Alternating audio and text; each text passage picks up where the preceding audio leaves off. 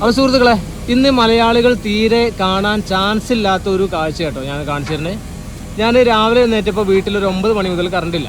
അപ്പോൾ KCBക്ക് വിളിച്ചപ്പോൾ പറഞ്ഞു അവിടെ ട്രാൻസ്ഫോമറിൻ്റെ ഒരു വർക്ക് കിടക്കുകയാണ്. അപ്പോൾ ഞാൻ വിചാരിച്ചു എന്തെങ്കിലും ലൈനോ അല്ലെങ്കിൽ ഇതിൻ്റെ എന്തെങ്കിലുമൊക്കെ സംഭവമായിരിക്കും എന്നാണ് വിചാരിച്ചത്. പക്ഷേ ഇവിടെ വന്നപ്പോഴാണ് ഇതിൻ്റെ സീനാകെ മാറിക്കിടക്കുകയാണ്.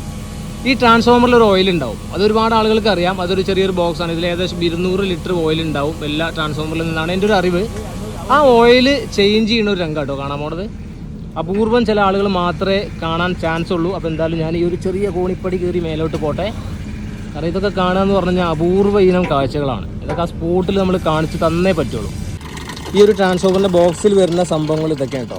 പടച്ചോനെ കറണ്ടിൻ്റെ നടുവിലാണ് നിൽക്കുന്നത്. പക്ഷേ പവർ ഓഫാണ്, പേടിക്കണ്ട. അപ്പോൾ ഇതിലൊരു സൈസ് ഓയിലുണ്ട്, നോക്കിയേ.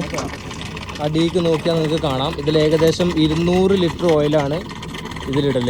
അപ്പോൾ ഇത് കണ്ടോ, ഇതൊന്നും ഒരു പക്ഷേ മലയാളികൾ തീരെ കാണാൻ ചാൻസ് ഇല്ലാത്ത ഒരു കാഴ്ചയാണ്.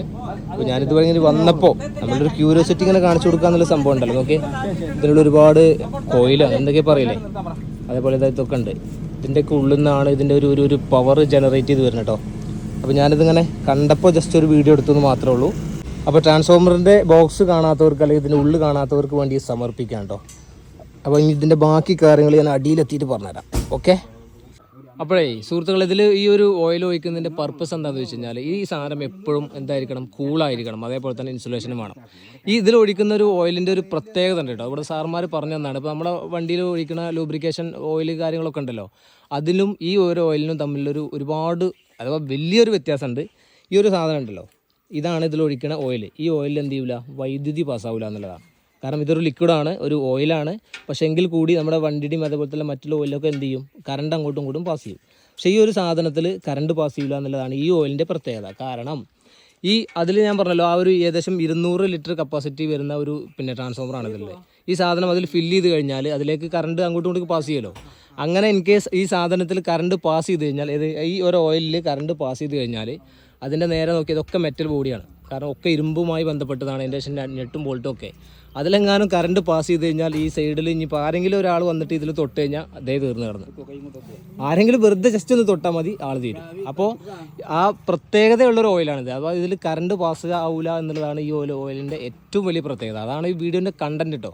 കാരണം രണ്ടാമത് സാർമാരോട് സംസാരിച്ചപ്പോഴാണ് പറയും ഓയിലിൻ്റെ ആവശ്യകത എന്താണെന്ന് ചോദിച്ചപ്പോഴാണ് സാറുമാർ പറഞ്ഞത് ഈ ഒരു സാധനത്തിൽ. അപ്പോൾ ഇതിനെപ്പോഴും എന്ത് വേണം, ഒരു കൂള് മെയിൻറ്റെയിൻ ചെയ്യണം. കാരണം ഇത്രയും പവറിൽ എന്ത് ചെയ്യാണ്, കറണ്ട് ഇതിലിങ്ങനെ സെറ്റായി വരില്ലേ. അപ്പോൾ ഇതിൽ ഒരിക്കലും ചൂടാവാൻ പാടില്ല. അപ്പോൾ എപ്പോഴും ആ ഒരു കൂളും ഇൻസുലേഷനും ഇതിലെപ്പോഴും നിലനിൽക്കണം എന്നുള്ളതാണ് ഇതിൻ്റെ ഒരു പ്രത്യേകത, അല്ലെങ്കിൽ ഇതിൻ്റെ ഒരു ആവശ്യകത, ഈ ഓയിലിൻ്റെ ആവശ്യകത. അപ്പോൾ ഈ ഒരു ഓയിലിൻ്റെ പ്രത്യേകത മനസ്സിലായല്ലോ. ഇതിലൂടെ എന്താവില്ല, ഈ ലിക്വിഡിൽ കറണ്ട് മിക്സ് ആവില്ല എന്നുള്ളതാണ്. നമ്മുടെ വണ്ടിയുടെ അല്ലെങ്കിൽ മറ്റുള്ള ഓയിലൊക്കെ എന്ത് ചെയ്യും, പച്ചവെള്ളത്തിലൊക്കെ ഇട്ട് കഴിഞ്ഞാൽ പോകുമല്ലോ, ആ ലിക്വിഡിൽ കറണ്ട് ഇട്ട് കഴിഞ്ഞാൽ ഷോക്ക് അടിക്കുമല്ലോ. ആ ഒരു സാധനം ഇതിലുണ്ടാവില്ല. ഇതിലുണ്ട് എന്നുണ്ടെങ്കിൽ ഈ പറഞ്ഞ പോലെ ഇതിൽ കാണുന്ന ഈ മെറ്റൽ സെറ്റപ്പിൽ കംപ്ലീറ്റ് എന്ത് ചെയ്യും, കറണ്ട് പാസ്സാവും. അതാണ് ഈ ഒരു ഓയിലിൻ്റെ പ്രത്യേകത. അഥവാ KCB ഉപയോഗിക്കുന്ന ഈ ട്രാൻസ്ഫോമർ ഓയിലിൻ്റെ പ്രത്യേകത അതാണ്. ഈ ഒരു സാധനത്തിൽ കറണ്ട് പാസ്സാവില്ല എന്നുള്ള കേട്ടോ. അപ്പോൾ ഇനി എപ്പോഴാണ് ആ ഓയിൽ മാറ്റുക എന്നുള്ളൊരു ഐഡിയ വേണ്ടേ.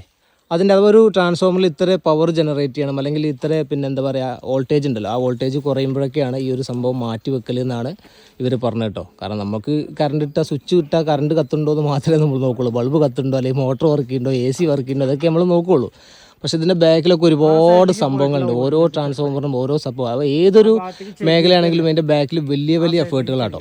ഇതിപ്പോൾ ഞാൻ പറഞ്ഞല്ലോ, രാവിലെ ഇപ്പോൾ സമയം ഞാൻ വീഡിയോ എടുക്കുന്ന സമയത്ത് ഏകദേശം 12 മണി കഴിഞ്ഞിട്ടുണ്ട്, ഉച്ചയോട് അടുത്ത സമയമാണ്.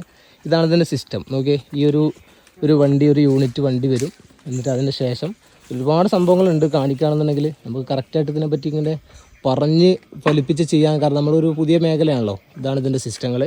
അതിന് ശേഷം ഇതിലൊരുപാട് ഓയിലുണ്ടോ, ഇതിൻ്റെ ട്രാൻസ്ഫോമർ ഓയിൽ എന്നാണ് ഇതിൻ്റെ പേര് പറയാം. അങ്ങനെയാണ് അവർ പറഞ്ഞത്. ഇതേ അവിടെ ഒരു ബക്കറ്റിലുണ്ട്.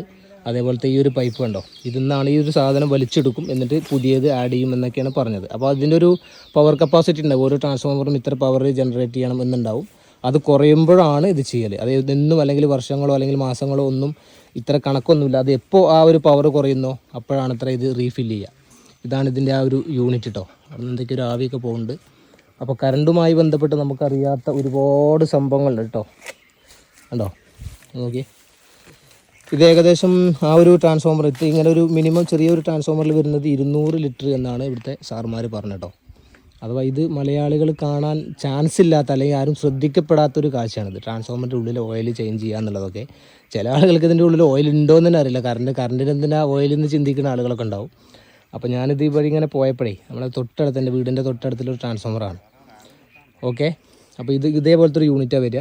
അതിന് ശേഷം ഇതൊക്കെ അതിലിപ്പോൾ നമ്മൾ നേരത്തെ കണ്ടല്ലോ, അതിൽ കാലിയായിട്ടില്ല കിടക്കുന്ന ട്രാൻസ്ഫോമർ. ഇതൊക്കെ അതിൽ ഫില്ല് ചെയ്യാനുള്ളതാണ്. ഏകദേശം 200 ലിറ്റർ ഉണ്ട് എന്നാണ് പറഞ്ഞത്. 200 ലിറ്ററാണ് ഈ ഒരു സംഭവത്തിൻ്റെ കപ്പാസിറ്റി. അപ്പോൾ എത്രത്തോളം ട്രാൻസ്ഫോമറിൻ്റെ കപ്പാസിറ്റി കൂടുന്നോ അതിനനുസരിച്ച് മേ ബി എന്തുണ്ടാവാം, പിന്നെ അതിൽ ഫില്ല് ചെയ്യാനുള്ള പിന്നെ ഓയിലിൻ്റെ അളവ് മാറ്റം വരും എന്നാണ് എനിക്ക് തോന്നുന്നത്. അപ്പോൾ ആ ഒരു കാഴ്ച കണ്ടൊരു മുതലായില്ലേ. അപ്പോൾ ഷെയർ ചെയ്തോളിയും. ഇത് മലയാളികൾക്ക് ചിലപ്പോൾ എല്ലാവരും കാണാൻ ചാൻസ് ഇല്ല. പുതിയൊരു അറിവ് കിട്ടിയപ്പോൾ ഇങ്ങനെ കാണിച്ചു തന്നു എന്ന് മാത്രം. ഈ വണ്ടിയുടെ സൈഡൊക്കെ നോക്കണം.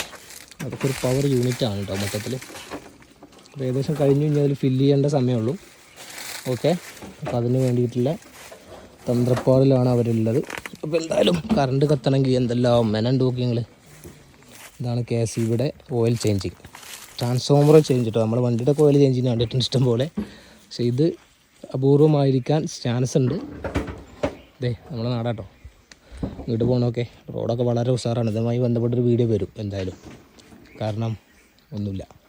അപ്പോൾ എന്തായാലും ഇതൊക്കെയാണ് ട്രാൻസ്ഫോമറിൻ്റെ കാഴ്ചകൾ കേട്ടോ.